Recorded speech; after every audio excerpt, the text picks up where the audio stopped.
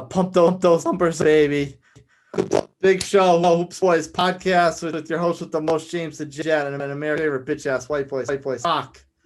We're gonna for once we're gonna have the show with guests off the rip. Welcome back, guest spurts. Is that what we get? Yeah, that's guest spurts. That's coined. That's a coined phrase. Gregor's and Chad. We are going to start off with I think the NBA was a little starved for Game 7 in the first round because everything kind of flamed out early for one. They kind of the Clippers Mavericks limped to the finish line, going back and forth ping pong ball, and they got their Game 7 out of that. Chad, as the resident Clippers actor, let's start with you. Were they lucky to get out of that because Luka put up these incredible numbers, or is it they finally got their groove back and realized that were the Clippers? I would say 50-50. Anytime you go down to a team 2-0, especially when you lose the first two games at home, I think half of it is luck because all the team has to do is win two more games of the next 5, and you're done. I mean, so you pretty much have to play flawless.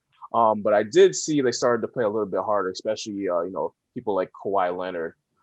It just seemed like he just realized, like, oh, snap, like, we have a chance to, like, go home again, after these big expectations of us, being probably, if not the front runner, probably, like, second front runner in the conference.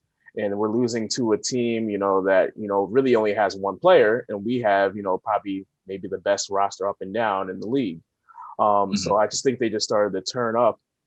Ty Lue did the nice things. He changed the rotation. He had Terrence Mann and Luke Kennard kind of come in. He finally took Patrick Beverley off. God, I don't like the way he plays. I just think it's too very old school and very one-dimensional. I mean, if he's not just being a pest, there's like nothing else he could really do. He got exposed this series, I think. I think he's been exposed a long time ago. Just like, I don't know, he was living off a couple good series that he had like 3 years ago, and he got a contract, and like people think he's like a starting caliber kind of guard, and he's not. He's very one-dimensional, like Bruce Bowen type of player who maybe hit 1-2 shots a game, and he's just being a pest. After that, I think he's out of his prime now. He needs to, I don't know, maybe go overseas or something. I don't think he's an NBA player anymore. But I'm glad he was out of the rotation. Ouch. I'm sorry, that's just the truth. Like he's like a very poor man's like Rondo, I guess. This Rondo like steps up and he's still athletic and everything. Patrick Beverley just feels like somebody who just came out of like the street, and he's just good to like just making you mad because he's like shit talks you or whatever, and he just just maybe pokes you in the ribs. That's all he does.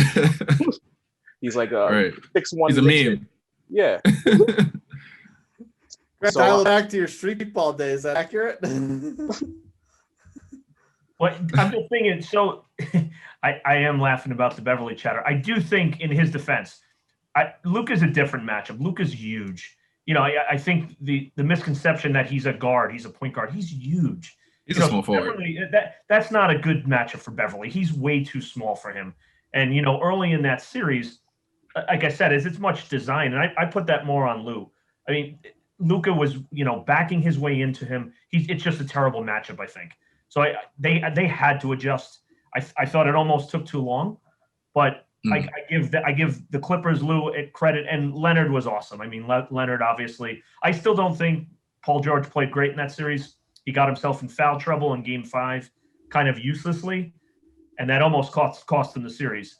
But Leonard was incredible, and I think Clippers being the Clippers, they did what they do, and they turned the switch on, which they have to be careful. I don't know how many more times they can get away with that, but there definitely was an increased defensive effort the last two games that you kind of left wondering why didn't they have that the whole series. It almost burnt them. Sure. And that Game 7, the 3-point barrage from the Clippers kind of like destroyed the Mavericks. They couldn't. I mean, they were scoring, but they just couldn't keep up with the pace. And the Clippers are the number one 3-point shooting team in the league. Am I correct in that? I believe they're the number one 3-point shooting team. I thought it might have been Utah, but I think they're close. I know Utah takes the most. No, I think the Clippers like have a better percentage though. One thing I would concern myself with them going forward is that I felt throughout that whole series they were taking too many regardless. Like, yes, they got hot at times, but early in that series, and I feel like they can't, like they were able, George and Leonard were able, I felt most of that series, they were able to get to the hole at will. And so many possessions early, mid in those games, they got in big deficits because they weren't doing it. They were jacking threes. So, I mean, I kind of think the recipe they played later on where Kawhi dominated the mid-range game, getting in the hole. I think if there's more a focus on that and have the three as a kick out, not as a primary option, I like they can be borderline unstoppable. But I don't think them just looking to shoot the three is the right recipe. I think a perfect mix and getting in the hole with a kick out is what will do well for them going forward. Yeah, I agree. Play to their strengths. Yeah, because Kawhi was unstoppable. And I didn't really see, other than Luka, like I feel that series, it's not to downgrade Dallas, but their supporting cast, including Porzingis, I mean, they're not great. And I feel like that shouldn't have been that close a series. But yeah, Clippers made it interesting, as they do. Off and on. Here we go. What do you guys think of the Clippers supporting cast? Just to dive a little deeper on the three-point shooting. Terrence Mann kind of comes out of nowhere, puts up a couple big games. Nicholas Batum shows a pulse and got this energy out of nowhere. Morris had a big game 7. Luke Kennard shooting the lights out. I mean, what is this second wave of players from the Clippers bring their confidence back as far as nobody's gonna touch them? I wouldn't say it's bringing your confidence back. I think it's, like I said, I think it's just a great job kind of coaching. He got the players out of there who weren't doing anything. People like Zubac, Rondo, kind of like his minutes had diminished. And like I said, with Terrence Mann stepping up, Beverly getting the hell out of there. He did what Doc Rivers didn't do last year. Doc Rivers kind of kept it the same. He's like, all right, I'm gonna stay true to like these, 8-9 players that that are top players. And then Ty Lue wasn't afraid to just kind of mix it up. Doc Rivers was the definition of insanity. He just kept doing the same thing over and over. And right. Ty Lue, I don't know. I'm not sure if he did that with the Cavs, like we just mixed things up if things weren't working, but it's actually worked. I mean, when you're down 2-0, you got to do something, and you're about to get embarrassed, and God knows they probably would have blew up the Clippers if they would have lost that first round. So, and then he probably would have been fired in like a year or two from now because they would have been one of the worst teams in the league going again. So right. I think he just realized that this series depends on a lot for this franchise and him going forward. So it was just like he had to do something, and I think other players realize, this is for their jobs, because Kawhi probably would have left, Paul George would have been traded. People like Zubac would have been traded. Morris probably would have been gone. It would have been like a whole new team next year. So I think everybody just looked in the mirror and said, hey, we got to at least, make it the second round. We can't get embarrassed or like almost swept. Also, like we're going to be all looking for new jobs next year. We won't be in LA. The LA Clippers, like the bottom of the bucket, like they were, before like Chris Paul and Blake Griffin. Yeah. You really hate Doc Rivers. Well, he's better than Vinny Del Negro. I'll give him that. That's for sure. What's gotten into Reggie Jackson? He's a 3-point shooter now? I didn't see that coming. It's the goggles. I wouldn't call him a 3-point shooter. He's just getting hot right now. I mean, he's just being aggressive. I like the way he plays his game. He's a slasher. He's kind of like, Lou Williams light. So if he can continue, doing what he does, I think he kind of could be a starter in this league if he's playing like on a bottom tier team. But I'm glad he's our backup point guard. Well, he has been starting, these past couple games. But yeah, he's a very good player. I mean, I hope they don't give him a huge contract and it just mess up the whole team like it did Patrick Beverly. But but yeah, he's a good slasher. He's probably I would probably keep him at the like 6-man role, maybe a fringe starter because that's where he's best. He's probably like the good 5th option on like a championship level team. I hope somebody like the Lakers doesn't poach him next year. Yeah. But yeah, Reggie Jackson's my guy right now. Yeah, I thought Reggie was great. Even in Game 5 when they lost, I think Reggie hit 5 threes in that game. And even though LA lost, he kept them in it. My opinion on Reggie is he's always been a good player. Similar to what you said, he's not your one or two guy. He never has been that.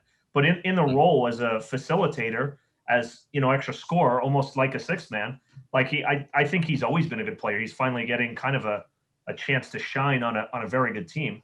And I feel like he was buried with Detroit. He's been on some subpar teams where he was expected to carry more of the load. Where I think in this scenario, he's in the right position, right? It's obvious Kawhi and Paul George are 1A and 1B. He doesn't need to be that. He can be an extra to that team. I think he was huge in that series, no doubt. Yeah, was he not the number 2 option in Oklahoma City? I think he was Westbrook's backup back in Oklahoma City, but maybe I'm mistaken. I forgot he was there. Honestly, if you think about it, he's been in the league a long time. Like, he's made a decent career, if you think about it. But that's the point. Like, he's not, I think all of us would agree, it's not even a cut on him. He's not a 1B. He's not a second option on a championship team. He's not. But that doesn't mean there's a million players. And he was very pivotal in this series. He's just right. He's cast in the right role now, I feel. That's the difference. I agree. We've got a little bit of a tease out of the other series in the West. Denver and Phoenix. That Phoenix kind of got out early and never really looked back. What's is this kind of man on a mission? Chris Paul's not gonna let teeth out and is seeing this championship. He's got the Lakers in his rear view mirror and ready to move on, or are we? Are we not done with newly minted MVP Nikola Jokic yet? I just think CP3. Let me go back to what I said on the last podcast. I think Denver is a pretender. That whoever came out that Denver-Portland series had no shot, whatsoever. I think they were just, flash in the pan type teams, and Denver has too many injuries.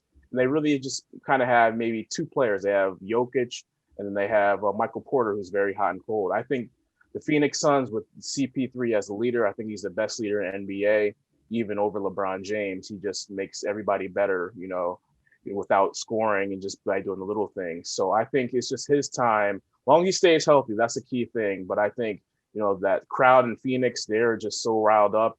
It's like the first time they made the playoffs in, 10 plus years. And I think it's their time to make it to the Western Conference Finals. I think they have too much kind of energy.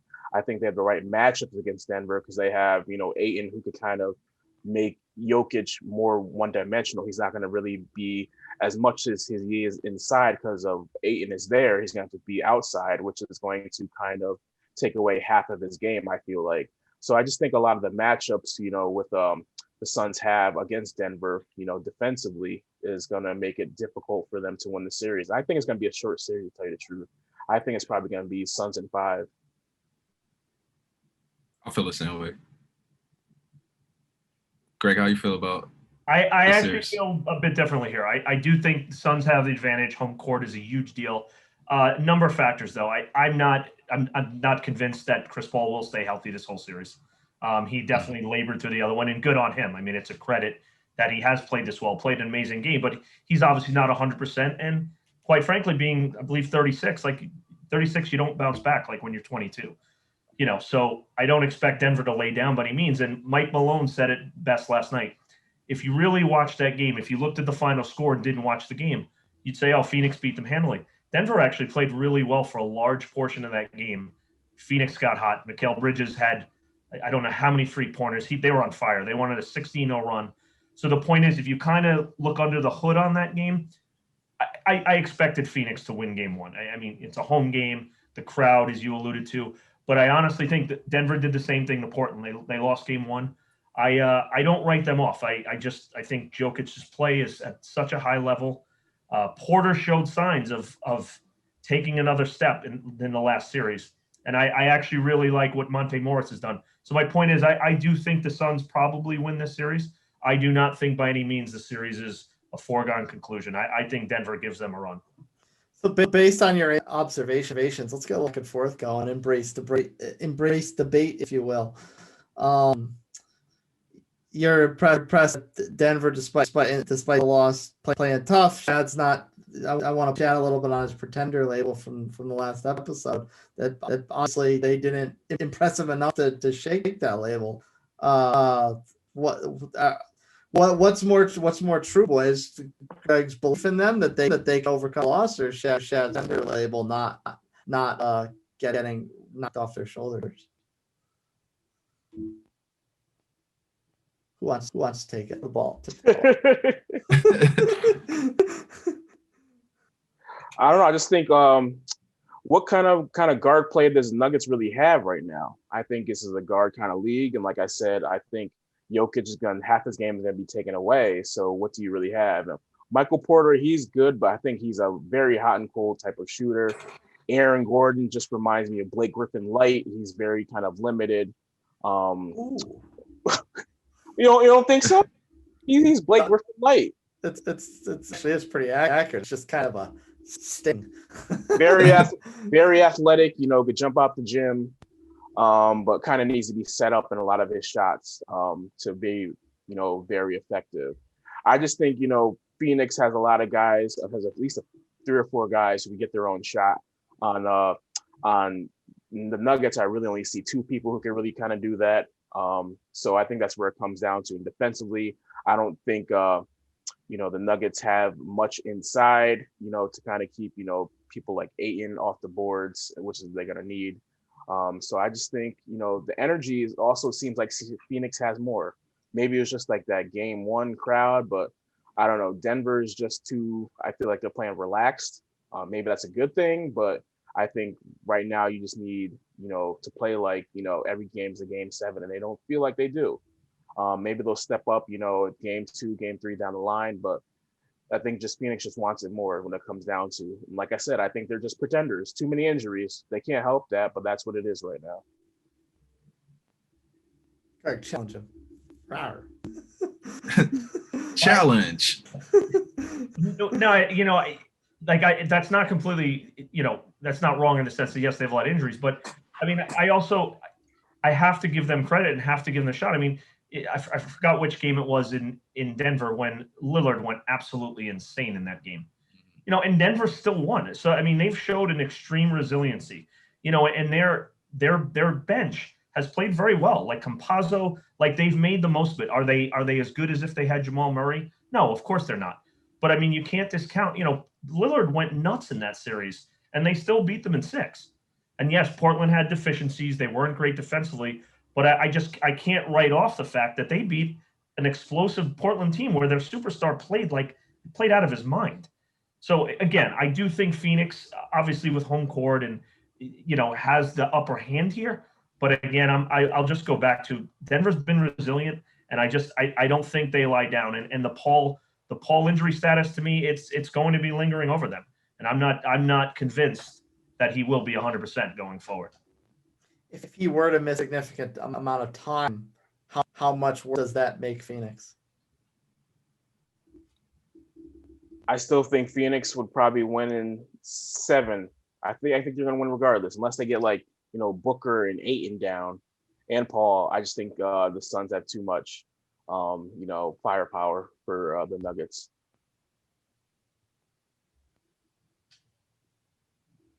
Greg, anything? Retort? I like I said, I don't totally disagree. I don't. I do think Phoenix, and again, the Jamal Murray thing, I think it's even more so this series. It's going to be hard to, with the way Booker's playing, to match those points over the course of a long series.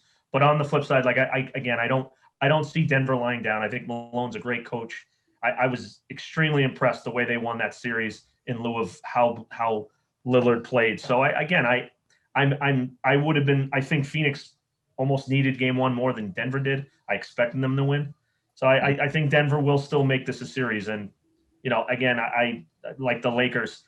I'm not convinced, and we said it weeks ago. Why do I think they're going to stay healthy all year when they haven't? I know Paul's a little different here, but that's a big thing to ask right now. He's obviously laboring a bit as well as he played.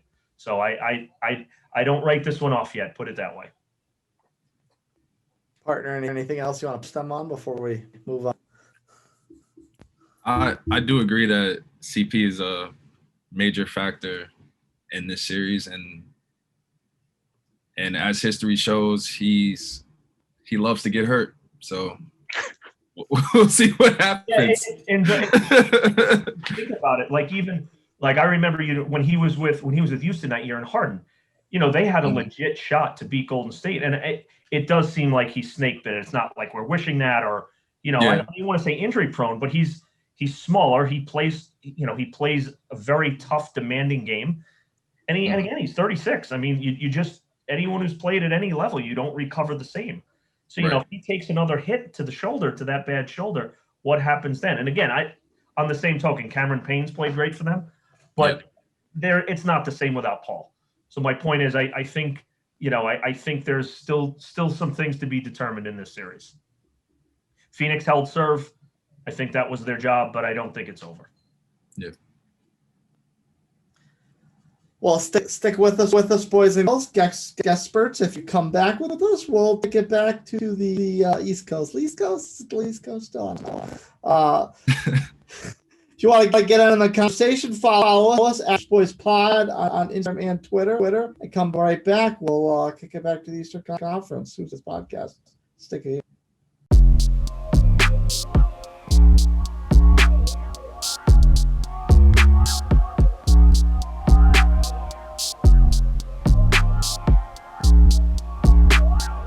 Welcome back, mammals and cats and dogs, to the Hoops Boys Pod.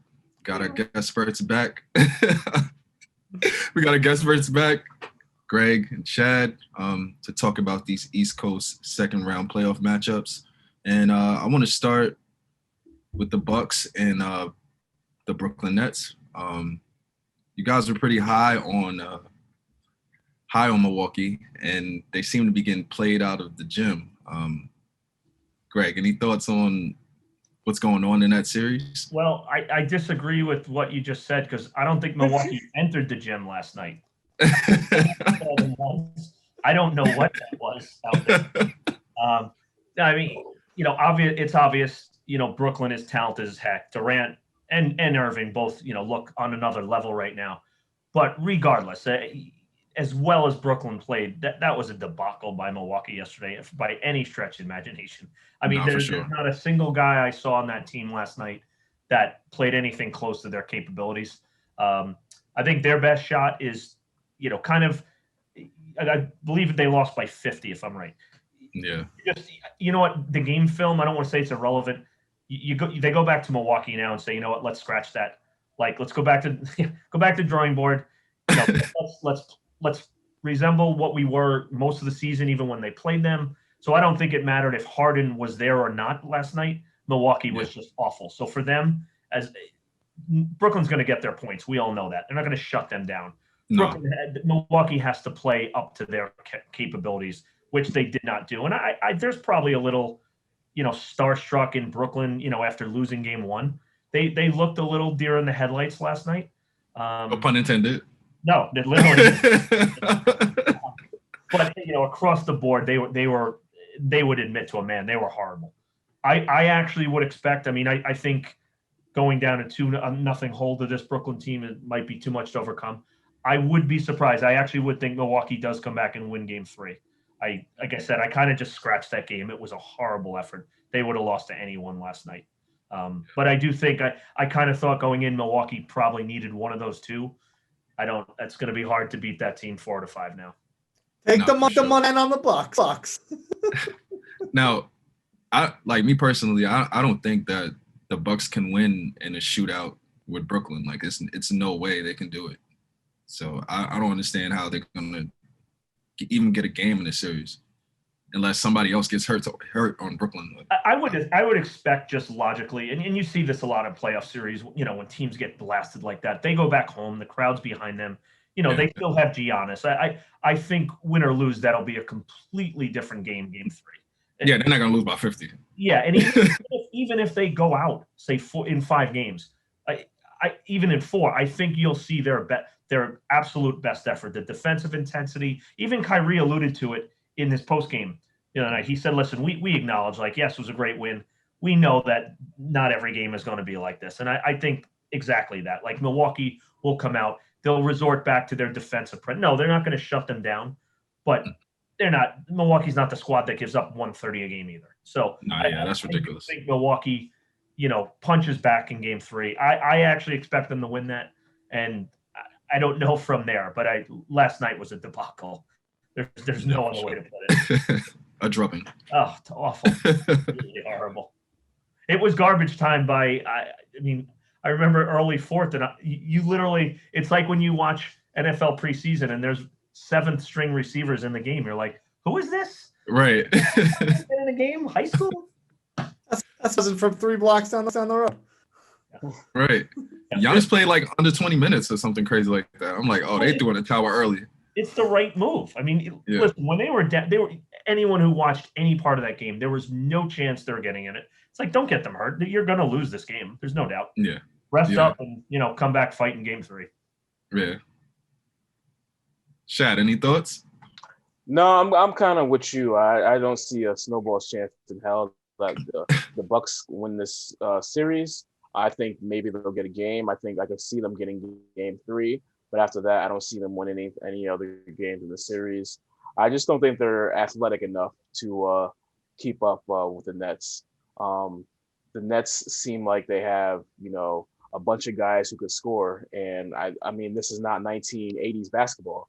This is not baseball where good defense, good pitching beats good offense. It's the complete opposite in basketball. You got to have the firepower. You got to have, guys that go out there and get 30 plus points a night, and it seems like the Nets have at least 3 people that could do that.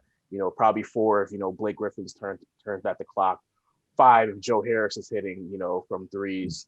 Yeah. And the Bucks seem like they maybe have 2 people who could do that. Of course Giannis, and then maybe Middleton or not Bledsoe. Who's the other guard? Holiday. Drew Holiday. Maybe. And maybe, yeah. So it just seems like, it's not a good matchup. I think Milwaukee Bucks are just a regular season type of team. They probably win 35 games just because, they play hard. In the playoffs, everybody plays hard every night. So it just comes down to, who kind of has the best players, and it's usually the people that, can score. That's just how the NBA has been, for the past at least 10 years. The people with the best scores, usually just win the game, no matter how great your defense is. So I don't think they have a chance. They got too many kind of old school type of players like PJ Tucker. Giannis is kind of old school, can't really shoot outside of the paint type of players. Brook Lopez seems like he's been in the league since 1995. So he just seems like an old school type of like a center. And Jeff Teague, he's out of his prime. People like that, it's just they don't have enough. I think, like I said, they seem like they're well coached. They play hard, but when it comes down to it, everybody has equal rest. Everybody has that game plan. They know what you're gonna do. You're playing the team at least 4 to 7 times.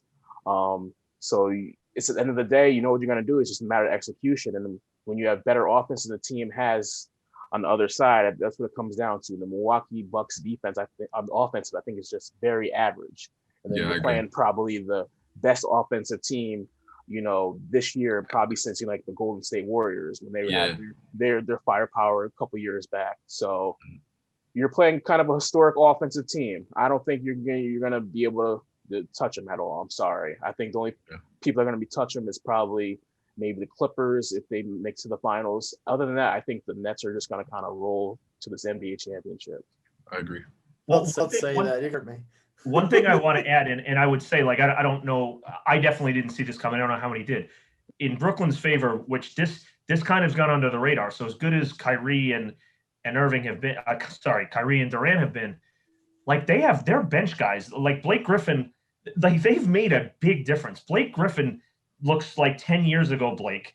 Yeah. I mean, they really, you see Nick Claxton, the young guy, Bowen, they're really playing well right now. They're getting significant contributions from their 6, 7, and 8, which when they made that trade earlier, that was my biggest concern. Jared Allen's gone and their depth.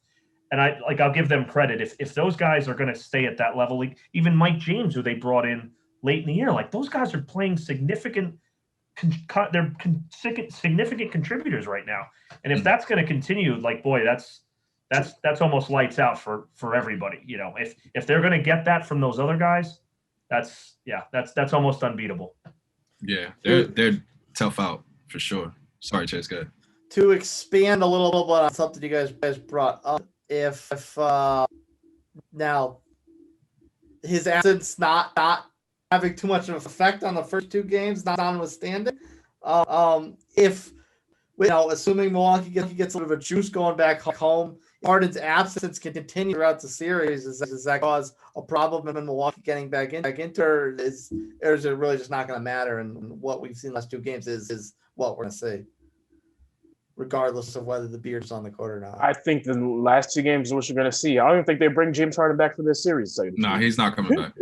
I think they feel so comfortable that, like, all right, just rest up for the conference finals. I don't even think you probably bring them back maybe game 3 or something if it's tied 1-1 for the next series. Yeah. I think you rest them up for a good 2 weeks and let them come back healthy. Just because, like I said, you've got probably 2 of the top 10 players in the NBA, 3 when James Harden's on the floor. So you're automatically going to have 3 of the top 4 best players on the floor when playing. So it just like reminds me of a high school team or the college team where they just have like 3 of the top 4 players on the court. You really just can't do anything. Nobody matches up with them. When you shut down one, you got the other 2 you got to worry about. So like I said, I just think they just win probably the NBA Finals going away, barring if, the Clippers happen to be playing, well. Yeah. I feel like to step on my heart like that. I feel like Kevin Durant is more of the, like, if he went down, like if it was the other way around, like if he was down and James Harden was playing, we would like feel it more. KD is like, and it seems like he's taking this matchup against Giannis very personally too. Like he's trying to destroy him. Like, stop comparing me to this guy. I really feel like he's doing that on purpose. I agree with you. I've always thought about Durant. I feel like how special Durant is. If you took him in any era of basketball, like who guards him? No one. He's exactly. I mean, he literally shoots like a point guard. He's the size of a center. He's as quick and agile as who in any history in any era of basketball can match up with him. Like, where wouldn't he be one of the 5 best players? And I agree. Like, he really is that good. And if for some reason I feel like he takes a bad rap for, but he's unstoppable. Like, I'm rooting against the Nets. But I agree. He's unstoppable. Like, what do you do to him? I don't know. Nobody has the answer. Hope he gets hurt. That's probably that's the answer. Again, if you put a big on him, no chance. If you put a guard on him, shoot over them. I've always thought that in my mind, he's the most unguardable guy because of that. It's a freak of. I know Giannis they call the freak, but is the freak, but can shoot from everywhere. I agree. Right. I think if he plays at this level like he's been. It's lights out for everybody. It's wraps. Agree. Yeah. Not to go off on too much tangent, but box for a second. If you had to pick somebody historically from an era who would guard him, Scottie, someone else, anyone else top of your head? I would say Kevin Garnett. I think he has the height, the length, the size, and plus that trash talk. I think KD is kind of sensitive, and Garnett had kind of no filter. He was calling people cancer patients and stuff like that. So he would just, he would just be ruthless. And I think they just have the same build, that same height, and Garnett has that intensity. I think I would take him, off the top of my head, somebody that could guard KD in the prime. I think that's a good matchup. Greg, any guess? Yeah, I mean, Garnett makes some sense. Both of your guys do make sense. I agree, Pippen and him. But I get back to, again, I mean, Durant is just so different. I mean, I don't feel like trying to think back, like even LeBron, even like guys that are this talented and get the rim like that, they can't shoot like him. How quickly he gets the jumper off. It's not only, he's not like this set shot guy. No, he gets a shot off so easily. Like, he's just like, I remember thinking at Texas, he would score 35 and you didn't feel like he exerted any energy. Like, he's honestly, like, to me, the most natural, smooth scorer the league has ever seen. He just really is that talented in my mind. Like, he's incredible, no doubt about it. I think they play him wrong anyways. I think you should put a small guy on him and make him just be strictly a shooter. So if you put somebody like 6'2s on him, he's not going to want to dribble. He's just going to be able to just shoot, and that's where you want. You kind of just want a shooter to stay in one spot, and I think that's what you need to do with him. Did you guys see? You just got me thinking about this. Did you see the play? Holiday was guarding last night. And I think where he's a basketball junkie. Whereas other guys he loves playing ball. I feel like he's matured in age as a player as well. He had a play on Holiday last night where he backs him down, gives him a pump fake. And Holiday's a good defender, and I mean he just made him look ridiculous. That's what I mean. Like, what do you really do with him at this point, other than hope he shoots poorly? That's the thing. And especially, especially in the dynamics of this team, when you have Kyrie or Harden, you can't double him. It's almost a nightmare for other teams. Yeah. I'm with you with the same thing. I do think Durant is the one guy that would actually change the equation. And if he's playing at this level, it's a title as far as I'm concerned. Yeah, I agree. But enough KD love in the Brooklyn Nets. I want to talk about the other matchup in the East, the 76ers and the Atlanta Hawks. Why, though? They both suck. Oh, there we go. Let's go. This is what we want. Yeah, let's expound upon that. Come on, Chad. What you got? Why are they so terrible? Because you see, the Hawks are basically a one-man team. They are. Yeah, Trae Young, he's great. He's the next superstar in the league. But who else on that team you feel like would you put your money on to get more than 15 points? Exactly. John Collins, if he doesn't leave. Yeah, I don't know. How about Bogey? I still wouldn't. I don't know if I had go on Vegas and put money down. All right, other than Trae Young, this person's gonna get more than 15 points in this game. I can't do that. Well, Nate. Well, listen, Collins, I think is a legit number 2 anyway. And since McMillan took over, that was a big thing. He wasn't getting many touches. Since McMillan's taken over, Collins has taken that role. But Chad, I think you're being a little hard on them here. It's the team. I mean, a lot harder than them. I think it's actually pretty impressive. I mean, this is a young team, right? We alluded to the past. This is their first real rodeo. They granted the Knicks were not a great team. We know that is, even though we're Knicks fans, they weren't. But I think you're seeing the evolution of a pretty darn good team. And no, they're not going to win the title. But I mean, they're built kind of the right way. I mean, they have guys who can shoot. Capella in the middle has been good. These aren't stars, but Kevin Huerter, Gallinari. The point is that I think they're getting the most out of what they are. So I agree they're not going to win a title, but I'm kind of impressed with them as a team. I think they're going to take Philly. They're going to give them a run. Mm-hmm. And I mean, coming into the season, a team who hadn't made the playoffs in ages and hadn't done anything, I'm actually pretty impressed with them, to be honest. I think they've taken that next step with Trae obviously being the leader. Not going to win a title, but I give them credit. I think it's a pretty darn impressive turnaround, quick turnaround. No, for sure. That being said, we've gotten two different Hawks for the first 2 games. They've had a pretty well-rounded game 1 and game 2. They could throw the ball in the ocean. So which Hawks is the real Hawks? The real ATL, please stand up.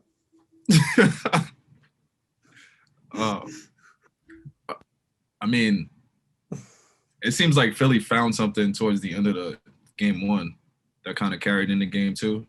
Very good. And Joel Embiid has been playing out of his mind. I thought he was done after that. I thought he was done too. I think he was going to play. I didn't think he was going to play, but they don't have no answer for Joel. I mean, they don't. I mean, Hawks, like I said, they're just a team that's just happy to be there. They're lucky to play in the Eastern Conference, against teams that probably shouldn't even be in the playoffs. And what? Ouch! Don't tell me it's like that. In the playoffs, and no, we belong. If they did a regular 1 through 16 seed, I think the East maybe would get 3 teams in there. 3 real teams. 3 real teams. So the Knicks would have been one of them this season. No, the Knicks play hard. That's about it. We had a better record than the Mavs. Didn't we? Yeah. Yeah. Okay, so if you bet money, you think the Knicks are On the going to beat anybody in the West in those series? No. Okay, that's the point. The way your Clippers game to game, we might beat them. No, damn the seeding. Would you put money on them against like any team in the West? 1 through 8. Even I wouldn't even give me a chance against the Grizzlies. In a 7-game series? Yeah. We could beat the Grizzlies. But stop job could beat the team overall. I don't think you would have beat the Warriors and any of those teams. I disagree with that. They would have beat the Warriors. I totally disagree with that one. They play defense. The Warriors outside of Curry, I think they would have beat. They won in Golden State. I think they beat the Warriors. I'm going to stick up for my Knicks here. Yeah. That's enough bantering. We match up well against them at least. All right, yes. Okay, the 9th best team in the conference matches up with the 4th seed in the East. I mean, congratulations. Thank you. I don't know. I think the 76ers, they're just too soft. I don't know. Outside of Embiid, I don't think they really have anybody consistent. Tobias Harris, he fades away. I don't think he's really a number 2 when I think which he is offensively on that team.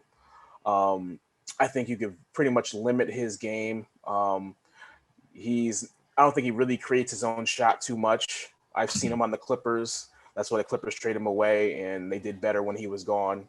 And they traded him away for a bag of balls. Mm-hmm. I think it just relies on Embiid. Embiid's going to have to be Superman every night to, for them to even have a chance to get like one game in the conference final. I think they're going to beat the Hawks. I don't think the Hawks are really any kind of contender unless, Trae Young averages 40. 2-2. He's Superman and 2 for 2 so far. I mean, he's gonna have to be Reggie Miller in his prime back with the Pacers day. That's what they remind me of. Okay. The Pacers back in the 90s, and where you have one scorer and everybody else kind of just plays dirty, rebounds, and maybe you'll get one other person who can really score that gets kind of hot. But they need Joel Embiid doesn't play like Reggie Miller. I don't need to see him shooting that many threes. Well, no, Joel, he's good. I don't know about his health. That's one thing, but I think he should have won MVP, to tell you the truth. But I just don't think enough players around him are good enough to step up in the moment. Ben Simmons, like I said, he does everything well except score, and I think you kind of need that in the playoffs. He's 6'10", could do everything but shoot, and they played hack-a-shack with him. As you guys saw. And you never want that, especially somebody who's a guard. Like, I think that's going to keep Ben Simmons out of the game down the stretch, especially if it comes down with the Nets. He might be a great defender, but you're going to need somebody else to score 30. And I think maybe Tobias could do it for one game or so, but what are you going to do when your team needs to score 120 points? Who's it really going to come from the 76ers? In the Hawks, against the Hawks, you're probably only going to need 100. But against the Nets, you're going to need like 120, 125, and they don't have that. Yeah, and that's without James Harden. Right. You want to eat Ben Simmons' lunch too? Me? No, I had seen a meme earlier. It had made me laugh. It made me giggle a little bit. It said, if you had to bet your life for one player to make a free throw shot, and they had Giannis and they had Ben Simmons, and it was like, who would you pick? I'll take Giannis. I'm taking Giannis too. I think he went 1 for 6 last night from the line. Yeah. I might be dead, but if it's Ben Simmons, you better start digging that plot.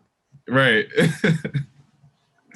But yeah, I think the 76ers may come out of that round and go face Brooklyn if they could beat them, finish their sweep of Milwaukee. Greg, thoughts on Philly? Yeah, I mean, listen, I think the Embiid injury, I'll go back to like the Chris Paul thing. That's everything. They have no shot if he's not 100%, which he's probably not. But like anything, I mean, series for series, I think like I was impressed with what Atlanta did game 1. Like I said, I think Trae's obviously, and that team as a whole, if you took the start away from the season, they've been a very good team. So I've been impressed with them, and I think Philly, did what a 1 seed should do tonight. They took a slap in the mouth game 1, they punch back tonight. So I kind of expected that. I think it'll be a good series. I do think Trey, and what Chad touched on as well, I'm concerned about their offense over the course of the series. But I would think, again, it's all relative on Embiid's health. If Embiid is healthy, they'll last that series.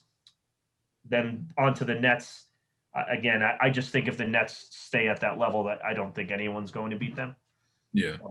But I think this series is just this in and of itself has been as expected. I mean, the Hawks, they came out, they did what they had to do. They had to steal one. The Sixers answered. So I think it should be an entertaining series. For sure. For future prospects, same thing. It's the Nets to lose at this point. So we'll have to see. Yeah. No. I'm gonna cry in the corner now. Sorry. Why are you crying? I don't want to see him win. That's baby brother. Nobody wants to see baby brother get a title. I'm in the same boat, but the Bucks. I mean, the Knicks would have beat. I'll tell you what, Chad wants the Knicks. If the Bucks played like that, the Knicks would beat them in 4 games. So I agree. Yeah. So I was counting on Milwaukee not being, no pun intended again, the deer in the headlights. Yeah. Chad, any last thoughts? Or they just both suck? Yeah, they both suck. There's no point. Like, whoever is gonna play the Nets is probably gonna get like gentlemen swept. Hawks are gonna get like blown out the water if they do. They end up beating 76ers. I think the Sixers could probably win 1 game in the series, but I think this is just the Nets to lose in the whole conference, probably the whole NBA. For the whole playoffs, I just think it's theirs, to lose. I say they'll blow the doors off the Hawks because the Hawks are the only one out of the 3 that can go toe to toe with them at the free throw line. At the free throw line, all right, yeah, but Trae Young's going to average like 60 that whole entire series. I'll take it. Yeah, I'd love to see it. Going forward, I do think that Philly presents a much more difficult series against the Nets. Mm-hmm. So as much as it would be fun to see Atlanta, Trae Young go nuts and upset them, I do think they would be completely outclassed by the Nets in the conference finals. So I do think Philly would have a puncher's chance, but again, we're getting back to the same thing. The Nets right now look, unless Milwaukee can somehow, punch back and extend that series and wear them down a bit. If the Nets get through this easy, this could be a cakewalk. Yeah. Well, I want to thank our guest spirits, Shad and Greg, for your continued support. You guys are awesome. Thanks for kicking it with us. And to the listeners out there, if you ever want to hit us up, hit us on Hoops Boys Pod at both Instagram and Twitter. Just come chat with us. Well, we'd love to hear from you. And when we come back, we got some changing of the guard in Boston and a crossword for Dame Lillard. But until then, Hoops Boys Pod.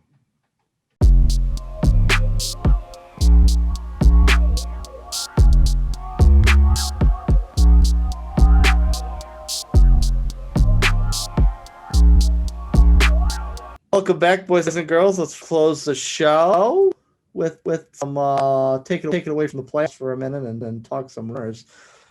The Boston Celtics shook a lot of things up rather unexpectedly. Danny Ainge out, man who built some championships, set up this core of young stars, gone. Brad Stevens at not even 50 moves up from bench to the front office. And a lot of people on the radio screaming at him that like, oh, how be burnout now from coaching this young, blah blah blah blah blah blah. Whatever. It was this. We kind of figured. We alluded on the last show that changes might be coming in the past. That they make some changes, but were the changes we expected? Nah, not at all. I didn't think that they would put Brad Stevens behind the curtain. Now he's the Wizard of Oz, pulling all the strings. Yeah. But Danny Ainge, that was a surprise. I don't know if he was just like, hey, I want to go live my life on the beach now. I'm done with this. Or they were just like angling to go somewhere else. Yeah. I don't know what's going on with that, but I feel confident that Brad Stevens in that GM role, it's going to be a positive for the Celtics, especially if they get somebody well-versed in coaching to fill that head coach spot. Yeah, I think he's a steady enough influence on the players to have this vision with whoever the coach may be to implement the same thing. But the other thing is, we know Brad is a very guard-oriented coach, whether you blame that coming from college or whatever the case may be. You know that he loves his guards. So what if he bring a coach that also loves guard? They're going to be in the same position 5 years later and have no bigs. Right. I mean, seeing what Joel Embiid is doing against the Hawks, and I was like, I think it's pretty clear if you're gonna stay to the East, you're gonna need a big. Nah, for sure. Do you think that, being that he was just the head coach, did he really get final say in like, oh, I want this guy in my squad, or we should go full on and try to get this guy? Do you think he was like, he was more like hands on in that? Or now that he's in this GM position, he's gonna be like, "Hey, we need a big. I've been trying to tell you this, guys, for years." You know. I always thought he did up until about March.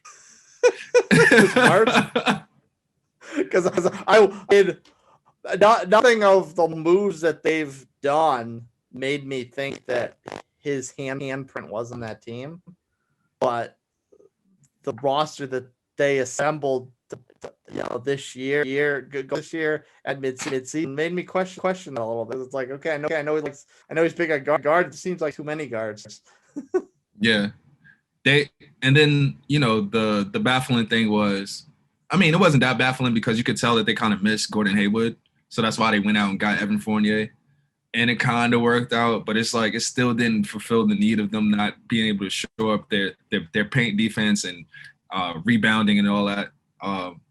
But hopefully he has a change of heart and goes and gets a serviceable big. Because I feel like that's all they need. They don't need somebody to score 30, 40 points a night. They just need somebody serviceable that can grab boards, play defense, and maybe stretch the floor a little bit. You know Ironically enough, they had that, as we've beaten into the ground a few times in the past. They had that, and then they let him go. Right. You're talking about Daniel Tice. Tice. Yeah. Anybody listens to our show must think we're the best Daniel Tice fanboys in the world. I don't know. I mean, although that was their big, Daniel was only 6'8". Well, yeah. I mean, we think in a traditional, so it's not very big, but today's it's kind of center. Yeah. It's kind of standard center. Right.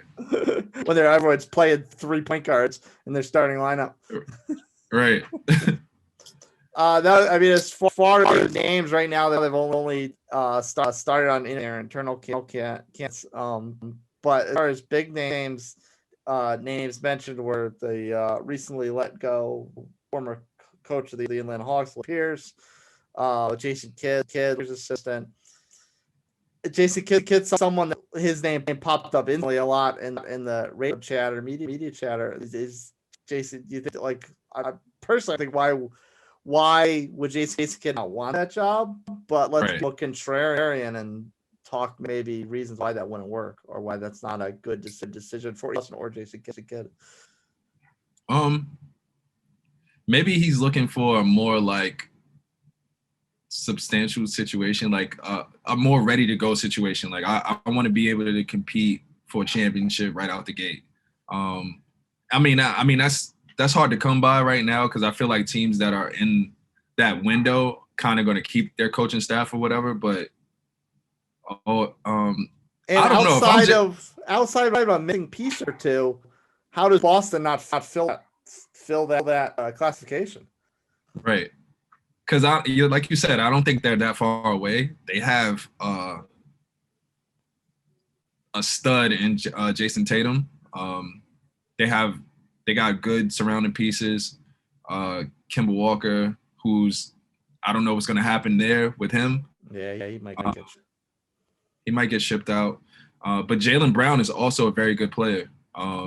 Marcus Smart. You know what I mean? It's a lot there to like. So I don't know if I'm Jason Kidd and you got Brad upstairs, you know what I'm saying? Like another beautiful basketball mind that could really help you build the team that can compete for a championship. And that's the other thing about being in sync with the new coach, because these are Brad's guys. Right. Like if you don't have, unless you have like a legitimate reason why you can't coach somebody, he's not going to want to trade a lot of them. Nah, for sure. I'm sure Kemba, he's probably not super attached to, but he's only been there a year and a half or whatever. But I mean, Jaylen Brown, he groomed from the start. Tatum, he groomed from the start. Marcus Smart was his guy, you know. That Marcus Smart's, quite frankly, coming off not his best. He took too many shots. He changed his game a little to be not what we flat have fallen in love with as Marcus. You know, Marcus Smart's role on a team, but I don't know. Right. I don't know how do you feel like if they do ship Kemba out, there's some names out there that they could go try to grab, you know. Yeah, I put too much thought into Kemba could get, because that requires someone else to be on the trade block. I mean, obviously Andre Drummond's going to be out there, which they could have pursued a little more aggressively when he was released, but he's just going to be out there. They don't need to trade Kemba for him. Right, they could just pick him up now. Yeah, that's so. And with his money, it's got to be someone with reasonable money coming back. Because I don't know if I can give up draft picks for Kemba Walker at this stage of his career. Right. There's a name that I think about that he's not on the trade block, but the way the season ended, they fired his head coach. Well, I don't want to say fired. They agreed to part ways. He actually asked, you know, in the public eye, like, get me Jason Kidd. And it's Damian Lillard. How do you think Damian Lillard would fit on that Celtics roster if they were able to keep the key players? I would think, now aside of being enough shots around, I would think Damian Lillard would be playing for them because and it is a organization that's relied heavily on guards lately. He is somebody that his star power probably be very much. I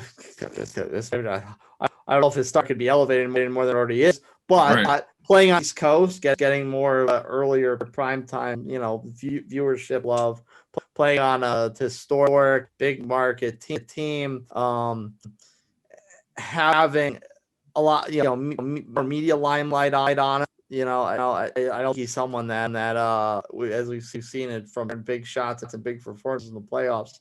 I don't think he's someone that necessarily shies away from pressure. So I certainly deal with playing in Boston. I think that he could really take to Boston quite well.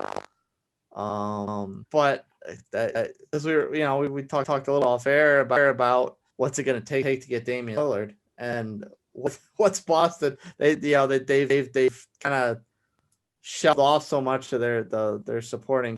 Like if you have to give up Jaylen Brown and Marcus Smart or something, obviously Tatum's untouchable, I would hope. But if you have to give up, if you have to give up Marcus Smart and Jaylen Brown to get to Damian Lillard, is what's left to fill to support Tatum and Lillard and Dame. Right. Yeah, it would be better if he was becoming a free agent and he could just sign there versus them having to give up the stable to get him. Yeah. Now, speaking of Dame, what are a little bit of words that made imaginations flutter after the Blazers were eliminated? If not Boston, what other landing spots could Dame fall into? So I know one that comes to my mind first, but it may not be the best situation for him. So you want to educate me a little. Well, I don't know if we have the same. We might have the same, choice. I want him to come to the city, come to Gotham, man. love that. I don't know if we could swing that, but I really love that. Are they going to take Kevin? Are they going to take Kevin not in New Orleans? Right. One would hope, but if I was Neil Olshey, I certainly would not do that. Right. But I mean, that's like pipe dream, right? But at the same time, they could be phenomenal. But let's not set ourselves up for disappointment. Right.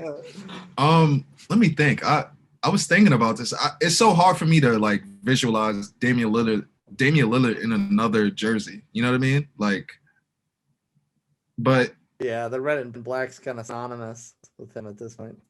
Yeah, I was thinking maybe, and me and my friends were talking about this the other day. A couple of my boys.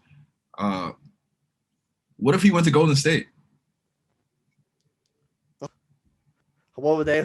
Well, he would fit in well, and maybe Steph could just make himself the ball, and instead they could stop this charade of trying to pretend Steph's a point guard. Right. They got no cap space. They really don't. Dave Lillard's got a max contract, so yeah. Is Portland going to take Klay Thompson's money and hope that he's healthy? Right. I don't know.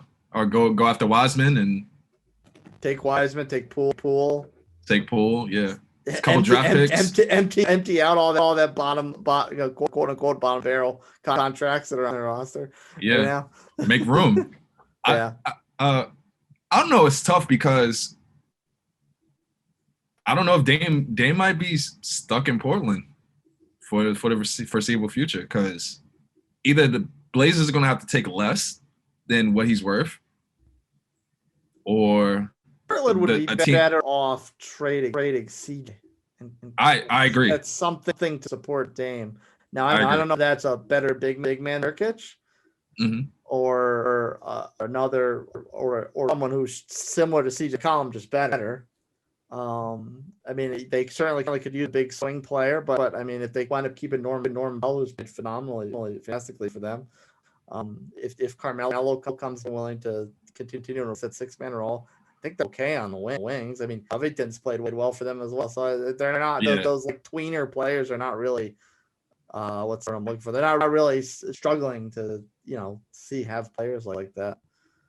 How do you feel about if they traded CJ for Paul George? CJ on the Clippers could be interesting because he doesn't have to. Well, I mean, he probably would if he's replacing Paul George. I was gonna say he probably doesn't have to pull the amount of points that he, but Kawhi, someone that is not the same type of player as Kawhi might play better, and maybe he'll be more inclined to stay. Yeah. And Paul George with Dame could be really well because, of course, Paul George could elite level defense, and he's a big body that can, they won't feel undersized. They won't be overwhelmed because they go up against, they're going up against Denver. Michael Porter's a big body. I mean, Dame's not going to guard him, but right. or CJ. But I mean, someone that's someone that plays the 2-3 position. Your 1 and 2 are both small. Your options to guard someone like that are pretty limited. Yeah, and another thing that I heard, speaking of CJ, not to cut you off, another thing that I heard, the Spurs are really interested in trying to get him. I think he would work well because he's never struck me as a big ego type player, so he would probably fit well playing with Pop. I mean, Pop's got as big ego as any coach in the league. So maybe that's the why. Maybe 20 years later, maybe that's why everyone is kind of backseated as far as their own individual accomplishments, because Pop needs the limelight for himself. But CJ, I think he's rocking that mullet. Yes. I don't know what that is. It's like more power to you for pulling that off. But at the same time, I think you're about 40 years. You're trying to reclaim 40 years of your life or something. I don't know. I think CJ would do great at San Antonio. DeMar DeRozan is probably different to have another star to play along. He certainly he has experience playing a long point guard from his Toronto days with Kyle Lowry. If they've enough pieces just to make that work, and I mean they could even play small. They can still play small ball because CJ's used to playing off the ball. Dame, they could still keep DeJounte Murray. Although that being said, if they're Smithport's going to send CJ down there, they're probably going to want Murray. Murray or DeMar. Well, that's true. Yeah, that's true. DeMar probably not as good as Paul George, but probably a little cheaper. So that's probably it's kind of a similar role that Paul George went to Portland. The only one I would cover, and I don't know if Dame would like this because they're not exactly necessarily ready for championship contention, but Oklahoma City owns half the league's draft pick for the next 10 years. That is true. And I can't imagine, and this would certainly make the destination worse for Dame if Shai was going back in his place. But if they could find a way to hold on to Shai and bring Dame in, that's a hell of a backcourt. Yeah. And then they just fill out the rest of the roster as is. And I mean, if you got, we know those fans are rabid. And if you've got that Dame Shai, you tell me you can't recruit people to come to Oklahoma City? Yeah, that's true. But Dame is what, 30? He's 31? Is he 30? 30? Yeah, he's in his 30s. He's in his early 30s. So it's like, I know he would want to go, if he had to leave Portland, if it was like, oh, nobody's coming to Portland, we can't get any trades, and he had to leave, like, I would assume he would want to go to a situation where he could like make noise right away. You know what I mean? Oh yes, yeah. Where that is, I don't know. Like, trade him to Philly for Ben Simmons. Straight up. I mean, that could go. You know what? Ben Simmons probably wouldn't mind going to Portland because on Philly, they need him to shoot and he can't. Portland, he don't have to shoot. Nah, you don't have to shoot. They got plenty of other people on that team to shoot. Right. Ben Simmons is not doing any of that. They've been talking a lot about Ben Simmons. Simmons a little sheepish as far as taking shots at these games because he knows he can't. He knows he's not good at it. And well, if he goes to a team like Portland, you don't have to shoot. just play your game and pick teams apart. Oh, and got enough scores. Dame gets this ready-made championship contender, and he gets to play this little big back and forth game with Joel Embiid, which would be very nice. That would be scary, bro. Would not be good for the Knicks. But would not be good. It'd be good for Dame. It'd be fun to watch. It'd be good for Dame. Hey, maybe we just solved the problem. Hey, if y'all need some GM roles filled, come holler at the Hoop Boys. We're here. Hopefully Dame either finds a home or they can fix, right the ship in Portland and get him some players that complement his style. Maybe CJ will be there, maybe he won't, but we'll see. But until then, thanks for kicking it with us. We are the Hoops Boys. My bro CProc, Jet, the host with the most. He just upcutted his mic. It's okay. I did. It's all love here. If you want to learn that uppercut, follow us at Hoops Boys Pod at both Twitter and Instagram, and Chase will show you the moves. But until then, Hoops Boys Pod. Peace. Kobe.